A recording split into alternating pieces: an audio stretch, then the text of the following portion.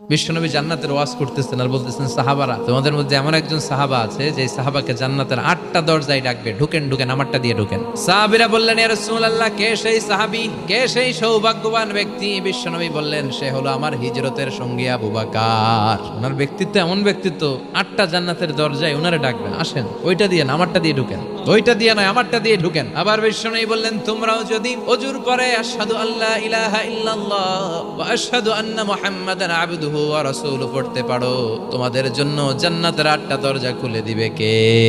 বিশ্বনবী বললেন, 8টা দরজা আছে, 8টা দরজা দিয়ে তোমরা ঢুকবা ইনশাআল্লাহ। পড়েন।